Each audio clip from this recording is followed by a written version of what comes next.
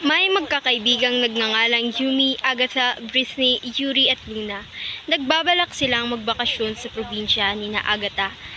Dahil ang lugar nila ay kilala dahil sa magagandang tanawin nito at isa pa rito ay ang mga tao roon ay may mabubuting pakikitungo. Sige, magpapaalam na lang ako kay na mama at papa at para naman makapaghanda sila roon.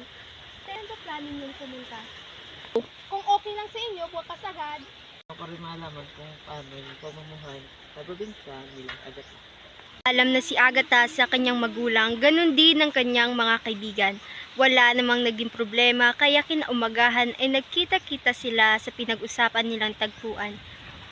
Habang nasa biyahe sila papuntang probinsya, maraming nakitang mga ilog at mga panindang iba't ibang uri na lamang tubig ang mga magkakaibigan.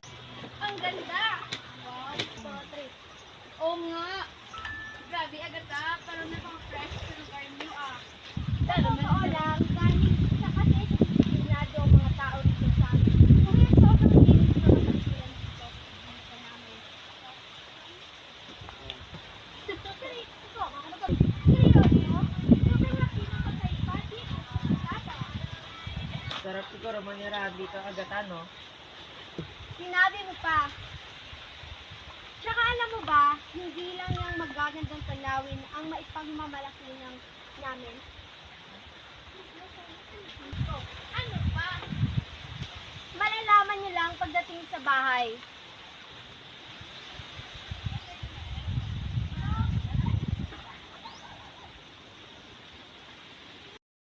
Nakarating na sa bahay nila Agatha ang magkakaibigan.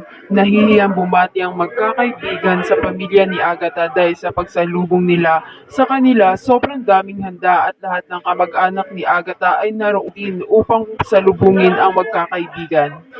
Nakarating na sa bahay nila Agatha ang magkakaibigan. Nahihiyang bumati ang mga magkakaibigan sa pamilya ni Agatha.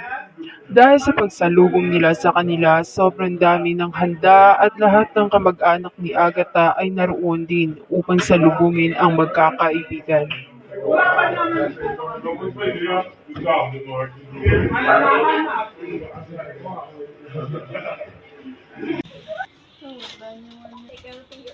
Grabe, nakakahiya naman.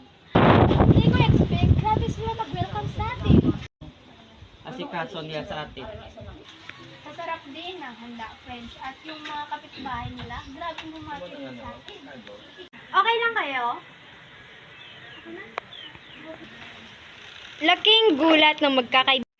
Ang kultura at ang pagkikipaghalubilo ng mga tao sa probinsya ni Agatha ay isang halimbawa ng sosyo-kultural. Dito pinapakita na ang mga tao sa probinsya ni Agatha ay may magandang pagkikitungo sa ibang tao at may pagpapahalaga rin sa kanilang lugar.